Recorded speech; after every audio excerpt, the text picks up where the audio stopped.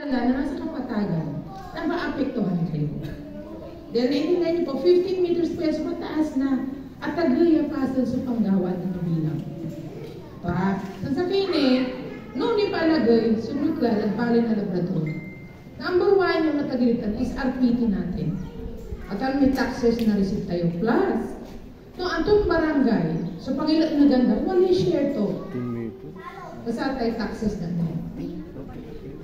No bilang. Kapalagay, kita na yung paragbalay tayo. Na makawak tayo RPT. Bali-bali, may sentimento na kagaya tayo Emerson sa scholarship program. But, under discretion of LGU na po yan. Sa laki ng RPT na ating tatanggapin. Sa bayan ng munisipyo. So, programs na yan ng munisipyo kung paano niya gagastusin. So, taxes, na-receive kayo. Kung lahat na transfer kayo. Now, na initiative ng mayor, yung mga scholarship program at amin na barangay na Labrador, pwede. Sa laki ng tatanggapin natin.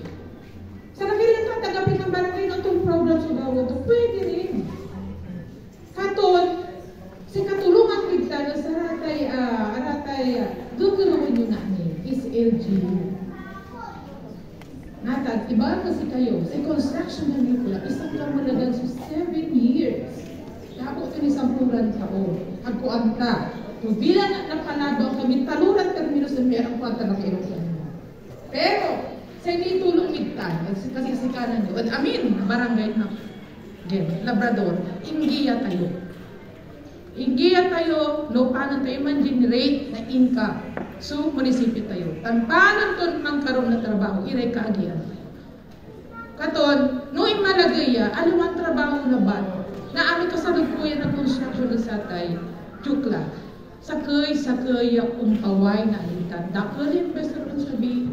Dakal, kadalinan nyo na ni, tagay sa amin niya. Dalin yung presyo, nadalin yung natagay amin. Kasi dakal sa sabi. Katong dakal sa trabaho. Aluan during construction period ng Karlapan. Imagine, no third class tayo natin, at imalagay ito niya nuclear. Manmaliw tayo ng first class music. Atong bali-bali, ibabagat yung Mr. kanina, narit ang poster ba itong punto. Assurance! Yamin na bang yamin, nagkagiyan, nagbali ng taga. Correct. Pero under discretion na LGU lang na. Nagkabalan na taxes siya nawat ko na nila. Katuwa para ba nito naging makatutuhanan tayo proyekto. Ibaan tayo si LGU.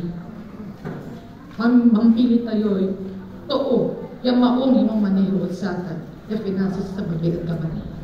At ang labat, tapen na ubatan sa araw na ito. Basta si Mabis, Barbalag, yung taxes sa munisipyo, that is under discretion of the municipal mayor and the Sangguniang Bayan. Paano na ilatag-ilaratan niya na ako niya kwarta na? Para pangkaabigan na bali na lang. Salamat. Once again, maraming salamat.